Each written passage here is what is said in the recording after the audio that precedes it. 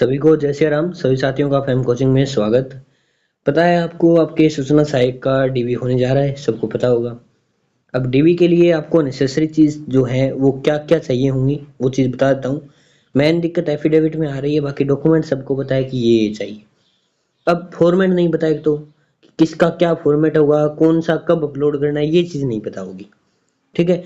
किसी को डाउट होगा क्या फिजिकल में ये ले जाना है या मतलब अभी अपलोड होगा, कैसा सीन रहेगा, कैसा सिनेरियो है उसका ऑनलाइन का, और क्या अपलोड करना होगा, कैसे क्या करें, समझ नहीं आ रहा है, स्टार्ट कहाँ से करें। तो इस चीज़ का पूरा सॉल्यूशन दूंगा इस वीडियो में। ध्यान से वीडियो देखना। और सारे एफिडेविट जो मैंने टेलीग्राम में डाल रखे हैं सामने आपको दिख रहे होंगे, सारे डाल रखे हैं, A to Z एफिडेविट है। जो जो आपको चाहिए होगा, पहले तो वो चीज़ बताऊंगा जो आपको चाहिए होगी, फिर बताऊंगा कैसे क्या करना है। देखो, उससे पहले एक चीज बताऊंगा, टेलीग्राम का लिंक है वो डिस्क्रिप्शन में दिया गया है, ज्वाइन कर लेना। नीचे डिस्क्रिप्शन में टेलीग्राम का लिंक मिलेगा, एक व्हाट्सएप ग्रुप का लिंक मिलेगा। व्हाट्सएप ग्रुप के दो लिंक मिलेंगे, एक नर्सिंग का है, एक नॉन नर्सिंग का है। आपको कौन से में, नॉन नर्सिंग वाले में ऐड होना है। नर्सिंग वाला CHONM के लिए है। ओके, तो आप नॉन नर्सिंग में व्हाट्सएप ग्रुप में ऐड हो सकते हो, वहाँ पे आप कुछ भी पूछ सकते हो, सवाल डाउट जो भी। और ये जो टेलीग्राम है इसका लिंक है, इसे ज्वाइन कर लेना, इसमें सारे फॉर्मेट मिल जाएंगे। कुछ फॉर्मेट भरे हुए हैं, कुछ खाली हैं। भरे हुए अगर आपको चाहिए तो मुझे पर्सनली व्हाट्सएप पे मैसेज कर सकते हो, मैं पर्सनली भेज दूंगा किसी को भरा हुआ चाहिए तो। बाकी है इसमें लगभग तो। अब मेन बात करते हैं कि कौन कौन सा चाहिए, कौन सा सबको चाहिए और कौन सा नहीं चाहिए। एक बात तो यहाँ पे बताऊंगा, सबको एक एफिडेविट है कास्ट वाला जो सबको नहीं चाहिए, बाकी सारे सबको चाहिए। ये कैसे भरने हैं वो भी बताऊंगा। देखो, अब मेन पहला आता है अटेस्टेशन फॉर्म। ठीक है। अब कुछ लोग बोलेंगे ये अटेस्टेशन फॉर्म कैसे भरना है, फिजिकल भरना है, ऑनलाइन भरना है। देखो, ऑनलाइन तो इसका एक अलग फॉर्मेट है, वो भरना ही भरना है, वो तो मैं आपको वीडियो में बताऊंगा आगे, उसको छोड़ो। ऑफलाइन की जिक्र है अभी, तो ऑफलाइन में एक नंबर तो आता है अटेस्टेशन फॉर्म, इसके बिना कुछ नहीं होगा। 2 पेज का अटेस्टेशन फॉर्म होता है, अगर मैं आपको दिखाना चाहूँ कहाँ पे मिलेगा, यहाँ पे मिल जाएगा यार, 1 मिनट। ये इनकम है अटेस्टेशन, ये रहा अटेस्टेशन फॉर्म। ये 2 पेज का फॉर्म है। 2 पेज में आपको सब कुछ भरना है कैपिटल लेटर में। अब भरना कैसे है उसकी डिटेल्स आगे चर्चा करेंगे सारे एफिडेविट की, टेंशन मत लो। पहले नंबर पे आता है अटेस्टेशन, इसमें आपके गजेटेड ऑफिसर के साइन होंगे, ये कैपिटल लेटर में इंग्लिश के भरा जाएगा, ये चीज ध्यान रखें। ओके, यहाँ तक हो गई बात। फिजिकल भर के आपको रखना है। ठीक है। ये आपका ऑनलाइन स्कैन में अपलोड होगा, जैसे आपकी मार्कशीट अपलोड होती है वैसे ये अपलोड होगा, एक बॉक्स होगा इसका ऑनलाइन में कि अटेस्टेशन फॉर्म यहाँ पे दो, तो वहां पे ये आपको भरना होगा। अब बात आती है 2 नंबर पे। 2 नंबर आता है आपका, जैसे एक शब्द पत्र आता है फॉरगेट वाला, और एक आता है हैंड रिटन वाला। तो फॉरगेट और हैंड रिटन दोनों आपको ऑफलाइन भरने हैं, जैसे प्रिंट निकलवा लेना सिंपल। फॉरगेट वाला है ये तो आपको स्टाम्प पे भरना है, और हैंड रिटन वाला है। और कुछ लोग बोलेंगे ये जो अटेस्टेशन था ये भी स्टाम्प पे, नहीं नहीं, इसको सीधा ही प्रिंट करवाना है, और हैंड रिटन वाले को भी प्रिंट करवाना है सीधा सीधा। ठीक है। प्रिंट करवा लेना और अपने हाथ से भरना है। ठीक है।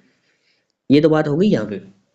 और ये फॉरगेट वाला है, इसे एफिडेविट पे लिखवा लेना। अब एफिडेविट कुछ लोग बोलेंगे किस, कौन सा ले, 100 की कोई नीड नहीं है, 50 का हो, 50 से नीचे का हो चल जाएगा। ठीक है। अब कोई लोग बोलते हैं मेरे तो यहाँ 50 का भी नहीं मिलता है, 100 का मिल रहा है, तो 100 का ले लो, कोई दिक्कत नहीं है। दो ये हो गए जो बोर्ड ने जारी किए थे, फॉरगेट और हैंड रिटन वाला। अब आता है मैंने कास्ट सर्टिफिकेट। पहली बात तो कास्ट सर्टिफिकेट देना किसको है, ये चीज जरूरी है। कास्ट सर्टिफिकेट तो देखो, जो ये अपने देना तो वैसे सभी को होता है। कास्ट सर्टिफिकेट का एफिडेविट किसे देना है वो चीज नोटिस करने वाली बात है। तो जैसे EWS OBC वगैरह ये जो जाति हैं, MBC, इनको देना होता है इसका एफिडेविट। अब कुछ लोग बोलेंगे नया है पुराना है कब देना है, तो देखो एक चीज बता देता हूँ यहाँ पे कि अगर आपका जैसे फॉर्म, मान लीजिए, मैं मानना, जस्ट माना है कि ये आपकी फिक्स नहीं है, ठीक है, माना है ओनली कि 22 जुलाई 2023 को आपका फॉर्म भरा गया, मान लीजिए, जस्ट माना है। अब आपके पास अगर इस डेट से पहले का है, फॉर्म भरने की डेट से पहले का, 1 साल पहले तक का आपके पास कास्ट सर्टिफिकेट है, यानी 22 जुलाई और 2022 और इस डेट के बीच का अगर आपके पास है, तो आपको एफिडेविट की नीड नहीं है। ये 2022 है, यहाँ पे ध्यान करना, 2022 से 23 के बीच का है, यानी ये फॉर्म भरने की डेट है, जो भी आपकी डेट होगी, मैंने जस्ट मानी है। तो ये जो डेट है उससे पहले 1 साल पहले तक का अगर आपके पास है देख लो अपना कास्ट सर्टिफिकेट है तो आपको नीड नहीं है एफिडेविट की, ध्यान रखें। इसके बाद का है तो आपको एफिडेविट देना होगा। यदि इस 2022 से पहले का है, 1 साल पहले का या 2 साल पहले का, इससे तक कर सकते हो। ठीक है, मतलब टोटल आपकी जो फॉर्म भरने की डेट है उससे 3 साल पहले तक का है तो ही चलेगा, उससे और पुराना है तो चलेगा ही नहीं। तो उसके साथ भी एफिडेविट लगेगा, यानी ये जो 1 साल है, ये क्राइटेरिया 1 साल का है, इसके अंदर एक एफिडेविट नहीं लगेगा, बाकी सब में लगेगा, चाहे नया हो चाहे पुराना हो। पुराना मैक्सिमम 3 साल तक आप कर सकते हैं, इससे नीचा नहीं होगा। कास्ट सर्टिफिकेट का मामला सुलझ गया। अब आती है बात 3 4 है, एक अविवाहित का। ठीक है, एक दहेज, धूम्रपान और एक बच्चों का, ठीक है, संतान का। ये चारों किसको देने हैं, एक तो ये चीज जरूरी है कि सर ये शादीशुदा को देने हैं या अभी किसी को देने हैं। तो देखो ये सबको देने हैं, चाहे वो आप शादीशुदा हो या अशादीशुदा हो, मतलब अविवाहित हो, कुछ भी हो। ठीक है, मतलब ये सबको देने हैं तो डन है। अब ये बनेंगे कैसे, इनके फॉर्मेट मैंने डाल रखे हैं। ठीक है, देख लेना, इसमें सारे फॉर्मेट मिल जाएंगे। दहेज का और धूम्रपान का तो एक बना लेना। ये किसके लिए बात चल रही है, ये बात चल रही है अभी जिनकी शादी नहीं हुई है उनके लिए बता रहा हूँ। दहेज और धूम्रपान का अलग बनवा लेना और अविवाहित का और बच्चों का अलग बनवा लेना। अब आप बोलेंगे बच्चे है ही नहीं, शादीशुदा हूँ फिर भी बच्चे नहीं है, या अविवाहित हूँ तो होने ही नहीं है। ठीक है, तो कैसे बनवाए, तो जीरो का बनेगा, जीरो का। अब वो इसमें दिया गया है, फॉर्मेट भरा हुआ भी है। अविवाहित और बच्चों का एक साथ बनेगा, मतलब आपके दो फॉर्मेट बनेंगे दोनों। ये अविवाहित के लिए बात है, दोनों फॉर्मेट बनेंगे आपके, बनवा लेना। अब आते विवाहित है तो क्या करें, विवाहित है तो दहेज का अलग बनेगा, धूम्रपान का अलग, अविवाहित का अलग, बच्चों का अलग, चारों अलग बनेंगे। ठीक है, ये चीज ध्यान रखें। ओके, तो क्या होता है कि संतान का आपको जो है एक अलग बॉक्स देखने को मिलता है, इसलिए मैंने अलग बोला है ये। और दहेज धूम्रपान का आपको अलग बॉक्स मिलेगा। ठीक है, ये चीज ध्यान रखना, दहेज और धूम्रपान का अलग बॉक्स मिलेगा, अविवाहित और बच्चों का अलग बॉक्स मिलेगा। दो बॉक्स होंगे तो दोनों अलग अलग हमें डालने होंगे, अगर हम एक ही में बनवा लेते हैं तो काम चलेगा नहीं भाई। अब आप बोलेंगे कि सर जो अविवाहित है, जो विवाहित है उनके लिए अलग अलग कैसे बोले हैं, अगर दो ही बॉक्स है तो देखो, विवाहित को ये जो है अविवाहित का ये तो बनवाना ही नहीं है। ठीक है, सीधा बच्चों का बनवाना है, तो बच्चों का तो एक अलग मैंने बता ही दिया। दहेज और धूम्रपान का अलग अलग बनवा के एक पीडीएफ में दोनों स्कैन होके अपलोड हो जाएंगे, पर आपको अलग अलग बनवाने हैं, ये चीज ध्यान रखनी है। ओके, समझ आया।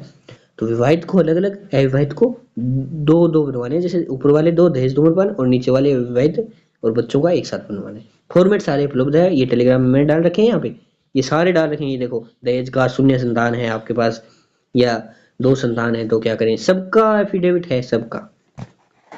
अब मैं देख लेता हूँ एक बार कौन सा एफिडेविट रह गया है। कोई एफिडेविट नहीं रहा, ये सारे एफिडेविट थे जो सबको बनवाने हैं, मैंने बता दिए। बस एक कास्ट वाला ध्यान रखना है, वो हर किसी को नहीं बनवाना है, वो उन्हीं को बनवाना है जिनको नीड है। अब आती है मूल निवास की बात कि सिर्फ मूल निवास मेरे पास नया है, जैसे आवेदन तिथि के बाद का है तो मुझे एफिडेविट लगाना होगा क्या, जी बिल्कुल लगाना है आपको। कोई इसमें क्या है कि आपको क्यों लगाना होता है, ये चीज देखिए। यदि आपने फॉर्म जिस राजस्थान से भर रहे हैं आप, तो आपको राजस्थान निवासी होने का एक मूल साक्ष्य प्रस्तुत करना होता है वहां पे कि मैं फॉर्म भरने से पहले राजस्थान का निवासी था। लेकिन आपका अगर नया है तो आप राजस्थान निवासी नहीं है इसका मतलब। ठीक है, तो उसके लिए आपको एक एफिडेविट देना होगा कि आप राजस्थान निवासी थे। अब इसकी वैलिडिटी कितनी होती है कि सर मेरे पास पुराना है तो कितने साल पुराना चल जाएगा, इसकी वैलिडिटी होती है 10 साल। ठीक है, पर होना डिजिटल चाहिए, ये चीज ध्यान रखें। यदि आपके पास डिजिटल है, सब कुछ डिजिटल होना चाहिए, क्योंकि ये फैच होते हैं ऑनलाइन, वहां पे ऑनलाइन जब आप अपलोड करोगे तो वहां पे।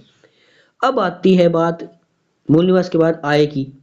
अब ये देखो, पिता के नाम पे करेक्टर सर्टिफिकेट वगैरह, करेक्टर सर्टिफिकेट 3 चाहिए होंगे, इसकी बात बताते हूँ। 3 करेक्टर, एक मैंने फॉर्मेट इसमें गजटेड वाला डाल रखा है, वो 2 गजटेड के चाहिए, अलग अलग गजटेड ऑफिसर से साइन होंगे उन दोनों में।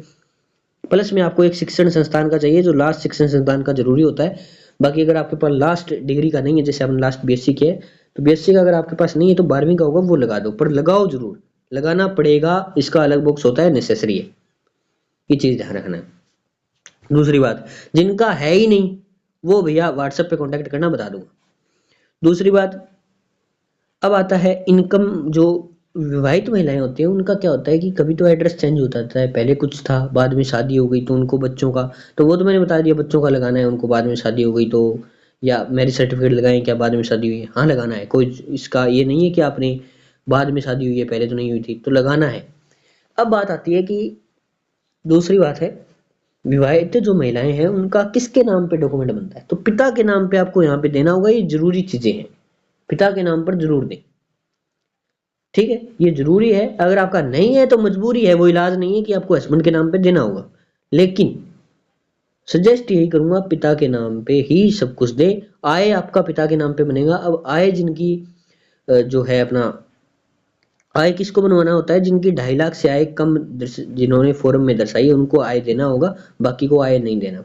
अब आप बोलेंगे सर आय जो थी वो मेरी तो पहले कम थी अब ज्यादा हो गई, तो क्या करूं, तो करना कुछ नहीं है, क्या एफिडेविट लिखो नॉर्मल सा, बस बात खत्म। अब आती है बात कि सर ये फॉर्म तो आपने बता दिए, इनको कैसे भरना है, क्या करना है।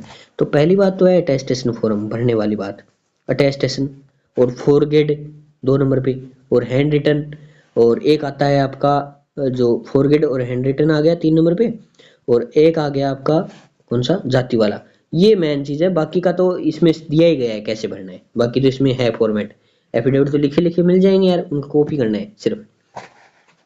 देखो इन चारों की लिंक दूंगा मैं डिस्क्रिप्शन में, ध्यान रखें, लिंक दूंगा वीडियो के डिस्क्रिप्शन में, वीडियो मैंने पहले ऑलरेडी डाल रखे हैं, दोबारा डालने की नीड नहीं है। तो आप डिस्क्रिप्शन में जाना, वहां पे आपको लिखा होगा कि अटेस्टेशन फॉर्म कैसे बने, उसका लिंक नीचे दिया गया होगा, उस पर क्लिक करना है, वीडियो पूरा देखना। अब आप लोग मिस्टेक क्या करोगे, वो ये करोगे कि सर अटेस्टेशन फॉर्म जो मैंने पहले भरना बताया है ना, वो अलग अलग भर्तियों के लिए, जैसे जूनियर अकाउंटेंट का आपको मिल सकता है, या आपको सीएचओ एएनएम का मिल सकता है, जो भी आपको मिले, ये मत सोचना कि ये सीएचओ का है तो हमारे काम का नहीं है।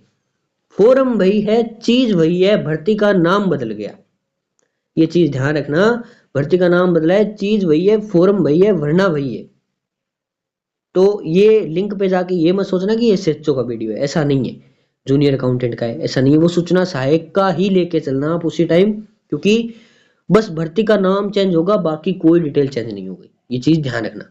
ओके, जैसे अटेस्टेशन फॉर्म में अपन जो भी भर्ती का नाम भरते हैं, अगर किसी फॉर्म में भरा जाए, जैसे फॉरगेट वाले में शायद भरा जाएगा भर्ती का नाम, तो वहां पे अगर मैंने जूनियर अकाउंटेंट बोला है तो ये मत जाना कि जूनियर अकाउंटेंट का है ये, वो आपका है, सूचना सहायक भरना है वहां पे आपको, बस भर्ती का नाम चेंज है, बाकी कुछ नहीं है, सेम फॉर्मेट रहेगा, सेम आपको भरना है, वीडियो देख लेना। मेरे हिसाब से मैंने जो भी फॉर्म थे वो भरने सारे बता दिए। अब बात आती है ऑनलाइन कैसे भरना है, सब्सक्राइब करते जाना, अगर वो मिस्टेक आपने कर दी ना तो यार वीडियो बनाने का मन नहीं करता है, सब्सक्राइब कर लेना, आपके काम की हित की बात है। आज तो स्टार्ट हुए हैं आपके डीवी, अगर किसी का पोर्टल खुला हो तो मुझे बताना जरूर यार कमेंट करके कि पोर्टल खुल गया है, मैंने अभी ध्यान नहीं दिया है खुला है या नहीं, क्योंकि मेरे पास किसी की आईडी है नहीं अभी, तो देख लेना, 17 से खुलने की बात थी, आज खुल गया होगा पोर्टल। तो वहां पे ऑनलाइन में 6 से 7 स्टेप होते हैं, 6-7 स्टेप पूरे ऑनलाइन भरने मैंने बताया है। अगर पहले का अगर किसी को वीडियो चाहिए ना, ये जो मैंने बना रखे हैं, ये वीडियो आपको कल मिलेगा, ठीक है, मैं तो यही कहूंगा कल मिलेगा, आज आपको नहीं मिलेगा, ठीक है, जो आपको ऑनलाइन पूरा स्क्रूटनी फॉर्म भरना कैसे है। अब कुछ लोग हैं जो एक स्क्रूटनी फॉर्म ऑफलाइन आपको मिलेगा, एक स्क्रूटनी फॉर्म, अब कुछ लोग बोलेंगे वो भरना है क्या, वो नहीं भरना, ये चीज ध्यान रखना, ऑफलाइन भरना नहीं भरना है आपको, ऑनलाइन भरना है। तो ऑनलाइन आपको भरना होगा। अब ऑनलाइन के लिए आपको क्या करना है कि आपकी एसएसओ लॉगिन करनी है, उसमें आपको मिलेगा, अब वो कैसे भरना है पूरा वीडियो आपको डिटेल से कल मिल जाएगा सुबह 10-11 बजे के करीबन करीबन, ठीक है, आराम से देख के भरना, कोई जल्दबाजी नहीं है, आज की जल्दबाजी मत करना, ये चीज ध्यान रखना। ओके, तो मेरे हिसाब से मैंने सब कुछ बता दिया, कुछ रह गया हो तो कल बता दूंगा। और बाकी देखो स्क्रूटनी फॉर्म है, ये आधे घंटे का वीडियो आपको मिलेगा पूरा का पूरा, आधे घंटा 35 मिनट लगभग होगा, पूरा ध्यान से देख लेना, आराम से फिलअप करना है। बाद में मैं ये नहीं सुनूंगा सर मेरी गलती हो गई, ये गलती हो गई, वो रह गई, क्योंकि बहुत मैसेज आते हैं, मैंने 4-5 डीवी करवा दिए हैं already, CHO ANM junior accountant इनके, तो ये आ रहे हैं, डाउट आते हैं, बाद में गलती हो जाती है, तो ये चीज़ ध्यान रखना। बाकी किसी का जो भी मिस्टेक है वो मैं बता दूंगा, व्हाट्सएप पे कांटेक्ट कर लेना, कॉल वगैरह कर लेना, करना चाहो तो कोई दिक्कत नहीं है, बेझिझक करो, अपन सबके रिप्लाई देते हैं। हो सकता है थोड़ा डिले हो सकता है, लेकिन रिप्लाई सबको मिलेगा। तो तब तक के लिए जय हिंद जय भारत, सब्सक्राइब कर लेना, नहीं कराना तो देख लेना यार, फिर वो मोटिवेशन नहीं रहता जो वीडियो बनाने में अब आता है सुबह सुबह, ठीक है। तो मिलते हैं नेक्स्ट वीडियो में, तब तक के लिए जय हिंद जय भारत। वीडियो आपको कल मिल जाएगी फॉर्म की, फॉर्म भरने में कोई जल्दबाजी नहीं करनी है, ठीक है।